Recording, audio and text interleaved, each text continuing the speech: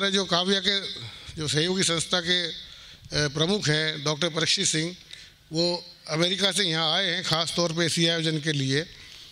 और वो एक बहुत अच्छे चिकित्सक हैं, लेकिन बहुत अच्छे कवि भी हैं। उनकी अंग्रेजी और हिंदी में काव्य संकलन भी छपकर आ चुके हैं।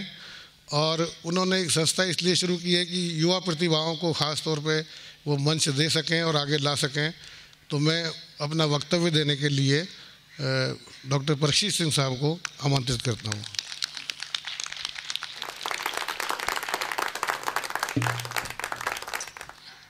नमस्कार।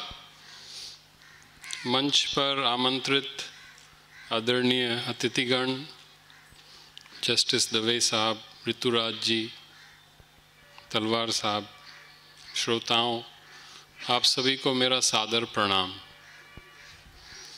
जब मैं कार्यक्रम का आमंत्रण देख रहा था तो मैंने एक शब्द देखा, बीज उद्बोधन या संबोधन। तो मुझे थोड़ा सा उसमें थोड़ी सी दिलचस्पी हुई कि ज़्यादातर हम लोग की नोट एड्रेस देखते हैं और की नोट में थोड़ा सा अहम होता है कि मैं आपकी चाबी हूँ जो आपका सब कुछ ताला खोलेगा, सब कुछ शुरू करेगा। मगर ये बीज संबोधन तो बड़ा अच्छा शब्द प्रयोग में किया गया है। तो इसमें मैंने कुछ मनन किया कि ये बीज क्या होता है, और आप भी इस पे ध्यान रखें। तो बीज वह है जिसमें सभी संभावनाएं निहित हैं। अगर आप शारीरिक रूप से देखें तो बीज में वृक्ष पूरा उसका पोटेंशियल है, जो उसकी संभावना है वो बीज में है। और अगर आप साइंस से देखें, अगर आप टाइम लैप्स फोटोग्राफी करें तो वह बीज पूरा वृक्ष बनता है अगर सही परिस्थितियां होती हैं, और वो वृक्ष बीज में ही है। हम यह भी कह सकते हैं कि वह बीज वृक्ष है, और यह वृक्ष जो देख रहे हैं हम वह बीज है। तो इस तरह का बीज जब हम उसकी बात करते हैं तो उसका महत्व बहुत बढ़ जाता है।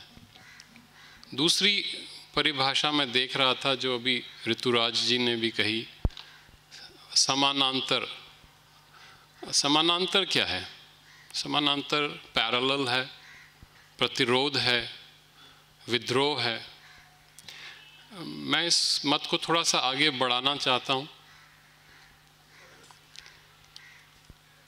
कि ये समानांतर केवल एक दूसरा मंच ही बनाना हो तो इसकी आवश्यकता कम हो जाती है।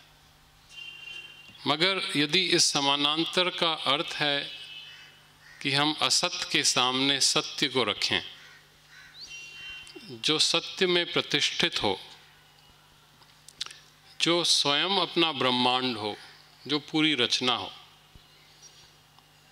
तो इसको किसी से लड़ने की ज़रूरत नहीं है। प्रकाश को अंधकार से लड़ने की आवश्यकता नहीं होती है। जब अंधकार होता है तो प्रकाश उससे लड़ता नहीं है, प्रकाश अपने आप आ जाता है और अंधकार हट जाता है। तो ऐसा मंच बनाएं जो सत्य को आगे बढ़ाए और सत्य का प्रतिनिधित्व करे। और सत्य क्या है? हम लोग भूल जाते हैं कई बार, जो हमको सिखाया गया है। हम सोचते हैं कि सत्य सिर्फ तथ्य हैं, फैक्ट्स। सत्य उससे कहीं बड़ा है। सत्य का अर्थ है जो हमारे शास्त्रों में समझाया गया है, जो नित्य है, सतत है, सनातन है, eternal and universal, independent of time and circumstance, समय और परिस्थितियों से स्वतंत्र, उसकी धारा सतत है, सेम्पिटर्नल फ्लो। सत्ताएं सतत नहीं होती, चाहे वे बाहरी हों या भीतरी। सत्य सदा रहेगा। Truth is that which abides. तो ऐसा मंच होना आवश्यक है जो सत का प्रतिनिधित्व करे, जो विशाल हो, बृहद हो, इतना विशाल कि वो सब कुछ अपने भीतर समा सके, जो सहिष्णु हो, harmonious, having forbearance and patience, जिसमें इतनी आंतरिक शक्ति हो, इनर स्ट्रेंथ, कि चाहे कोई भी व्यक्ति खड़ा हो जाए, चाहे वो आपसे मतभेद रखे, तो आपका मंच छिन्न भिन्न न हो जाए। मंच की दृढ़ता उसकी शक्ति पर कायम है। हमें इस मजबूती पर निष्ठा होनी चाहिए। और सत्य कोई संकुचित सत्य नहीं होता, सत्य बहुआयामी है, मल्टी डिमेंशनल, सभी दृष्टिकोण, परिप्रेक्ष्य, पर्सपेक्टिव्स अपने में समाहित कर लेता है।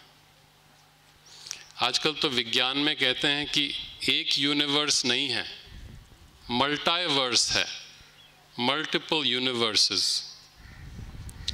तो पैरेलल यूनिवर्सेस चल रही हैं हमारे साथ। शायद हम यहाँ पैरेलल फेस्टिवल बना रहे हैं, वहाँ हमारी पैरेलल यूनिवर्स चल रही हैं। तो इन पैरेलल इवेंट्स को, यूनिवर्सेस को कौन समाहित करता है? वह सिर्फ सत्य है। तो यदि यह उत्सव, और इसे उत्सव कहना शायद उचित होगा क्योंकि हम लिट फेस्ट्स की बात कर रहे हैं, यह मंच यदि इन सभी आयामों को, मल्टीवर्सेस को अपने में सन्निहित कर ले, तो वह सफल होगा, वह दूर तक चलेगा, हमारे जाने के बाद भी चलता रहेगा। यह सत्य वैयक्तिक भी है और सामाजिक भी, इकाई भी है, अनंत भी। आपके बड़े प्रगतिवादी कवि फैज़ अहमद फैज़ ने कहा था, जो गायब भी है हाजिर भी, जो मंजर भी है नाजिर भी, जो मैं भी हूँ और तुम भी हो। यह सत्य हम सबसे कहीं अधिक बड़ा है। कोई भी व्यक्ति, कोई भी दृष्टिकोण, व्यू पॉइंट पूर्ण सत्य नहीं। कोई भी पर्सपेक्टिव, परिप्रेक्ष्य आंशिक सत्य ही हो सकता है, पार्शियल ट्रूथ। तो ऐसा मंच हो जहाँ पर इन सभी आंशिक सत्यों का संवाद हो, और संवाद ही सभ्य समाज का अभिन्न अंग है, उसका केंद्र है। सभी आंशिक सत्यों में समन्वय करे, ऐसा हमारा ध्येय होना चाहिए। यह सत्य सजीव है, जीवंत है, डायनामिक, और हम भी तभी तक जीवित हैं जब तक ये हमें जीवित रखता है। उसे हम सोच नहीं सकते शायद, उससे हम सोचे जाते हैं। उसे हम देख भी नहीं सकते, उससे हम देखे जाते हैं। शायर ने क्या खूब कहा है, मैं ख्याल हूँ किसी और का, मुझे सोचता कोई और है। सरे आईना मेरा अक्स है, पसे आईना कोई और है। हमारे पूर्वजों ने यही बात कही, अलग अलग शब्दों में। उन्होंने कहा कि वह नित्यो नित्यानाम है, जो अनित्य चीज़ें हैं, ये जो सब बदल रहा है आपके सामने, हर चीज़ बदल रही है, ये सब अनित्य है, वह इस सब अनित्य में नित्य है। हमारे पूर्वज डरते नहीं थे, अभय थे। उन्होंने सत्य की खोज की, अनुसंधान किया, और उन्होंने पाया कि सभी दृष्टिकोणों में, नज़रियों में कुछ न कुछ सत्य है, कहीं न कहीं। तो इन सभी मतों का हम स्वागत करें, इनसे हम बड़े बनेंगे, हमारा हृदय खुलेगा, साफ होगा। हमारी सत्य में आस्था अटूट होनी चाहिए, और यह सत्य किसी की भी बपौती नहीं।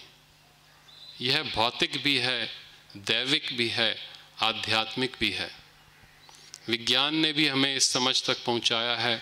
अगर आप क्वांटम फिज़िक्स देखें तो जो हमारी समझ है कि हम सब पूरे ब्रह्मांड से जुड़े हुए हैं, और जब हम उद विकास की बात करते हैं, एवोल्यूशन, हीगल और मार्क्स का डायलैक्टिक मटेरियलिज्म, भौतिक द्वंद्ववाद, थीसिस और एंटी थीसिस का द्वंद्व, तो उसमें से एक सिंथेसिस उठती है। वह सिंथेसिस सत्य का प्रकटन है, सत्य का मैनिफेस्टेशन जिसे कहते हैं। तो यदि आप मेरी बात से सहमत हैं कि सत्य का अनुष्ठान ही हमारा ध्येय है, तो मंच हम ऐसा बनाएं जो मतभेदों से नहीं डरे, संवाद को आगे बढ़ाए, जो व्यक्तिगत जातीय सामाजिक अहम से ऊपर उठे। और जब हम साहित्य और काव्य की बात करते हैं तो उच्चतम साहित्य क्या है? वही साहित्य जो सत्य का अनुसंधान करे, जो सत्य के मार्ग पर चले और दिव्यतम क्षणों में सत्य का साक्षात्कार करे, उसी को पाठक या श्रोता से साझा करे। महानतम ग्रंथ जो हुए हैं जिनमें सत्य की श्रुति हुई है, रेवलेशन, वह सबसे बड़ा साहित्य है, काव्य है। चाहे हम किसी भी डिनोमिनेशन, किसी भी धारा को देख लें, काव्य की यही शक्ति है। काव्य आप में रूपांतरण कर सकता है, साहित्य आपका खून बदल सकता है।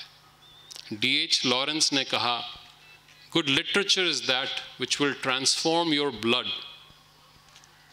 तो हम ऐसा साहित्य बनाएं जिससे हमारा खून, हमारी मज्जा तक बदल जाए। काव्य भाव है, काव्य दर्शन है, जो लय, अर्थ, स्वर और बिंब से उजागर होता है। कवि या लेखक का एक ही धर्म है, सत्य।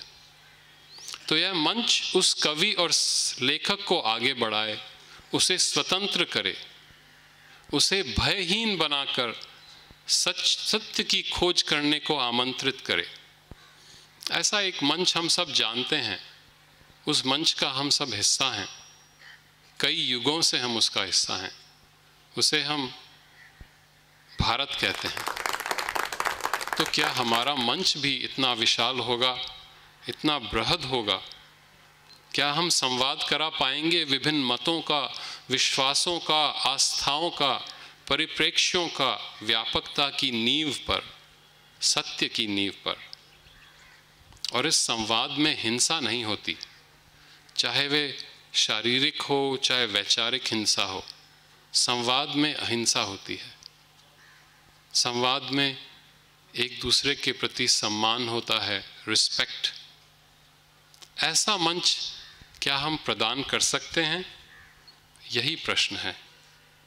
और इसका उत्तर किसी एक व्यक्ति के पास नहीं होगा, यह आप सबको भीतर झांक कर देखना होगा। मैंने सुना था कि यह मंच फैसिज्म के विरुद्ध प्रतिशोध है, लड़ाई है, अभियान है। किंतु यह ध्यान रखना कि फैसिज्म से लड़ते लड़ते तुम उनके जैसे न हो जाओ। तुम उनके औजार तो लेने लगो, तुम उनके हथियार तो उठा लो, पर तुम उनके जैसे मत बन जाना। किसी की आवाज़ न दबा देना, सत्य पर अपनी आस्था रखना। यदि तुम्हारा हृदय विशाल होगा तो यह मंच विशाल होगा। यह मंच विशाल होगा तो इस पर संवाद होगा। तभी आप दूसरों का दिल परिवर्तित कर पाओगे और उसी वातावरण में शायद सत्य का अनुसंधान, रिसर्च, एक्सप्लोरेशन, खोज हो सकेगा। तभी एक्सीलेंस, उत्कृष्टता आ सकेगी। परफेक्शन, जो पूर्णता की ओर प्रत्येक काव्य, प्रत्येक कवि या लेखक जाना चाहता है, उस सत्य का साक्षात्कार करना चाहता है, तभी उसी मंच पर हम वह खोज कर पाएंगे, वैयक्तिक रूप से और सामूहिक रूप से। तोरा जो हिब्रू ग्रंथ है उसमें कहा गया है, सत्य तुम्हारा ताऊ नहीं, सत्य तो भूकंप है। Truth is not your uncle. तो इस भूकंप को हम यह न समझें कि यह बाहर ही है, यह भूकंप हमारे भीतर भी है। इस भूकंप में हमें अपने पूर्वाग्रहों को भी नष्ट कर देना होगा। हमारे जो प्रेजुडिस हैं, जिनमें हम कई बार फंस जाते हैं, उन्हें भी त्याग करना होगा। तुम शायद विलीन होकर कुछ और बन जाओगे इस भूकंप में, तभी यह भूकंप सनातन होगा, शाश्वत होगा। तो प्रगतिवाद के साथ उदारवाद, लिबरल लेफ्ट या लेफ्ट लिबरलिज्म जो कहते हैं, यूएसए में तो कहते हैं कि आप यूएसए का झंडा लगा के उसको जला सकते हो और तब भी आपका वह उदारवादी आपका समर्थन करेगा, क्योंकि आपको इतनी भी स्वतंत्रता है कि आप अपने देश का झंडा जला सकते हो, आप देश के विरुद्ध खड़े हो सकते हो, आप इतने स्वतंत्र हो। क्या हम इतने स्वतंत्र हो सकते हैं? क्या हम हमारे कवियों को इतना स्वतंत्र कर सकते हैं? यही हमारी अभीप्सा है, यही हमारी आशा है। इसी आकांक्षा के साथ, एस्पिरेशन, इसी प्रार्थना के साथ मैं अपना वक्तव्य समाप्त करता हूँ।